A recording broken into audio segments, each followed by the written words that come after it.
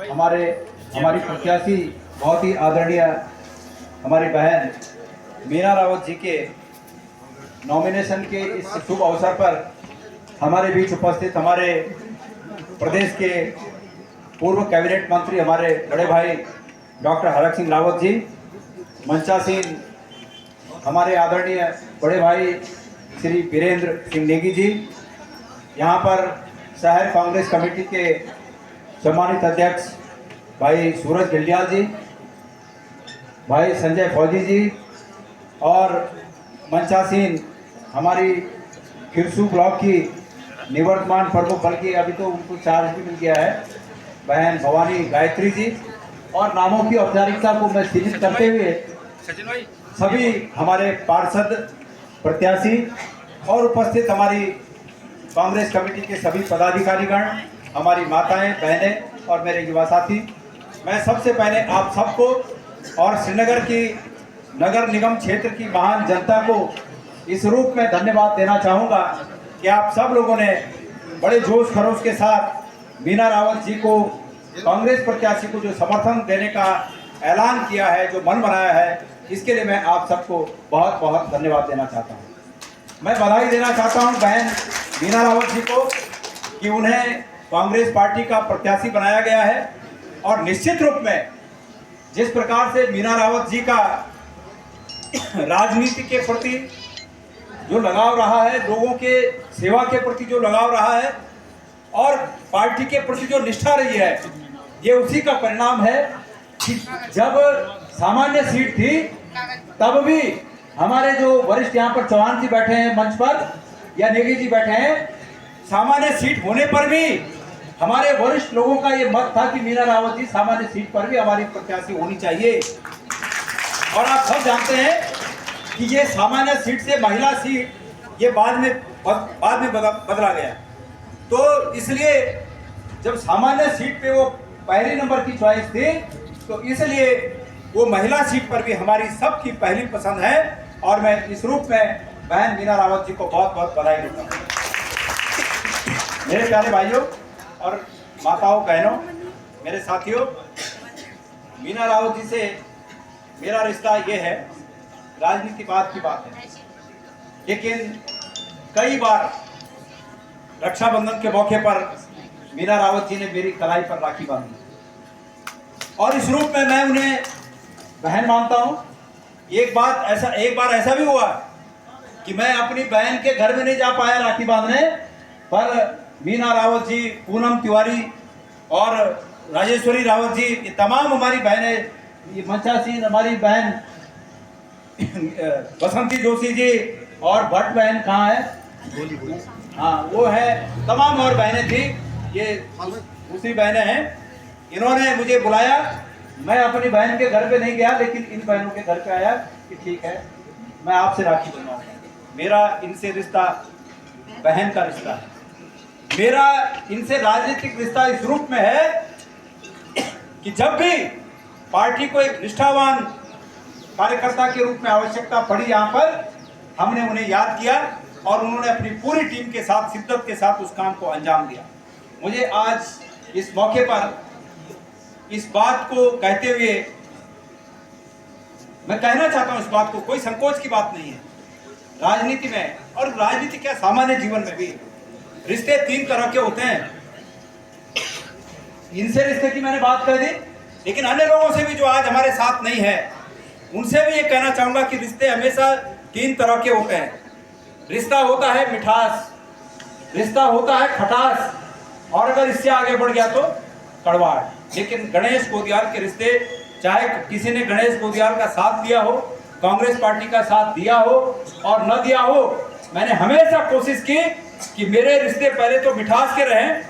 और अगर न रहें तो कम से कम खटास तक बढ़े, पर कड़वाहट में न बदले। इसलिए मैंने कभी रिश्तों को कड़वाहट में नहीं बदला। और आज इस मंच से मैं आह्वान करना चाहता हूं उन लोगों का कि अगर किसी के साथ मेरे रिश्ते खटास के भी हैं, तो ये मौका है कि उन रिश्तों को खटास के बाद जिस प्रकार से फलों में पकने के साथ साथ खटास के साथ मिठास आ जाती है, उसी प्रकार इन रिश्तों को भी आज वापस मिठास में बदलने की आवश्यकता है। मैं आज सुबह जब उठा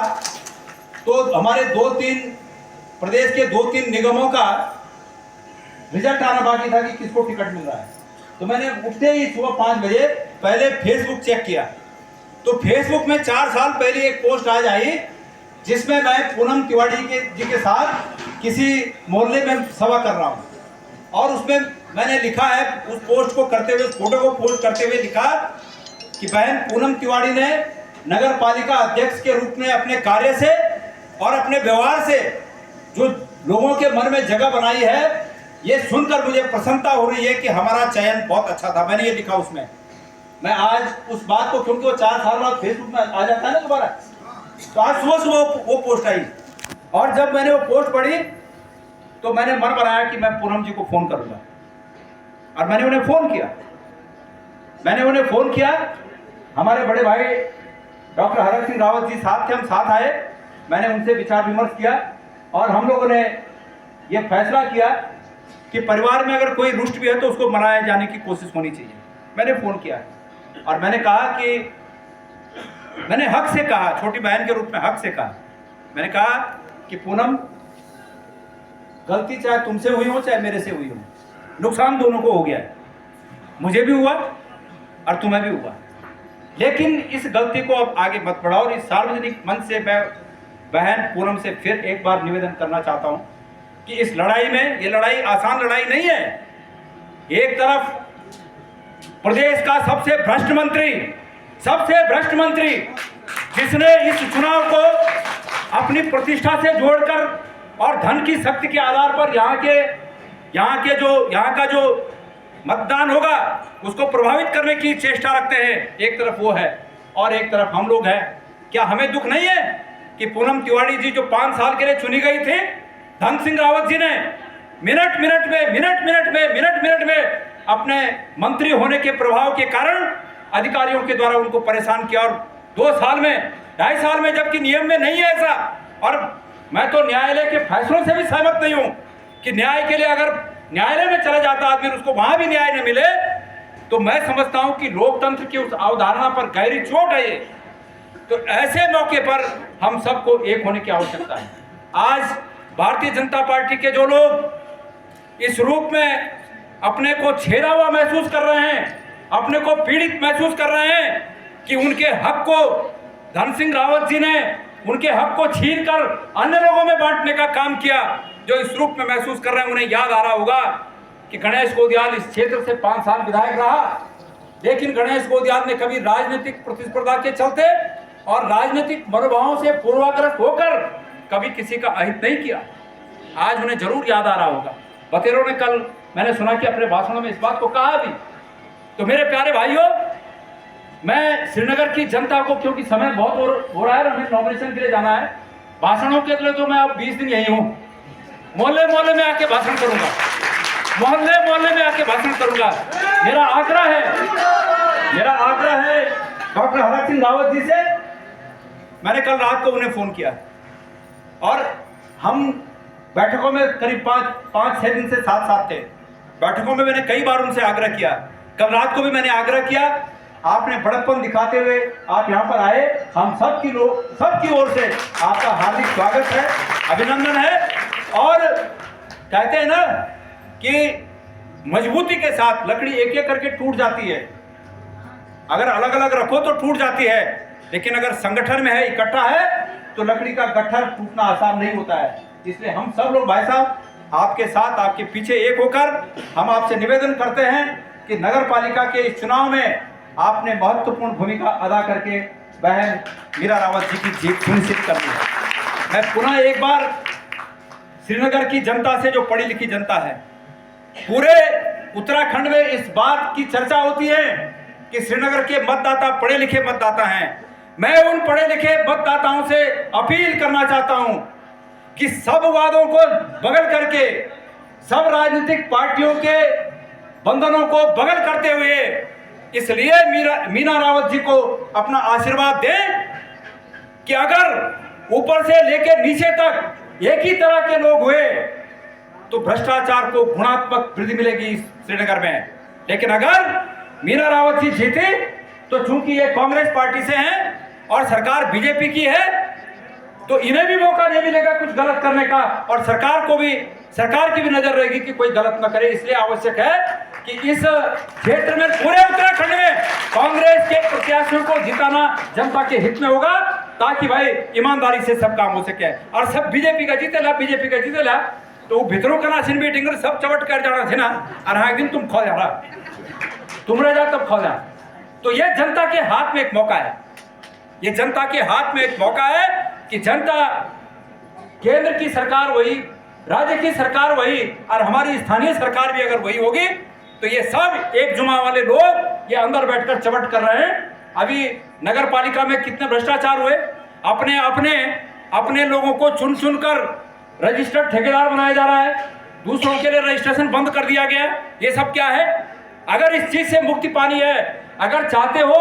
कि वैसे तो श्रीनगर में नगर पालिका थी, क्या बुरा था, लेकिन धन सिंह रावत जी को था कि मेरे को नहीं मिल रहा। और जब मतलब एक चुनी हुई अध्यक्ष को अपदस्थ करना, और उसके बाद नगर पालिका में अधिकारियों के माध्यम से जबरदस्त भ्रष्टाचार कराना, ये पिछले 2 साल के कार्यकाल का परिणाम है। पिछले 2 साल में यही हुआ है। इससे मुक्ति पानी है, तो इसलिए आवश्यक है कि मीना रावत जी को आप लोग अपना बहुमत, अपना आशीर्वाद दें, अपना मत दें। और बाकी ऐसा है, होता है चुनाव में सब लोग कोशिश कर रहे हैं, लेकिन सवाल यह है कि लड़ाई 2 ही कैंडिडेट के बीच है। सच्चाई यह है कि लड़ाई 2 ही कैंडिडेट के बीच है। मैं अन्य सभी लोगों से भी निवेदन करना चाहता हूं कि एक होकर भारतीय जनता पार्टी का मुकाबला करने के लिए हम लोग सब साथ चलें और इस जीत को सुनिश्चित करें। समय ज़्यादा हो रहा है, तो अब और सीधा बहन को बुला दूं। मैं ही खुद आपको आमंत्रित करता हूं कि आप आकर यहाँ पर अपने विचार यहाँ पर आप सबके सामने अपनी अपील के रूप में यहाँ पर रखें, और आप सबका बहुत बहुत धन्यवाद।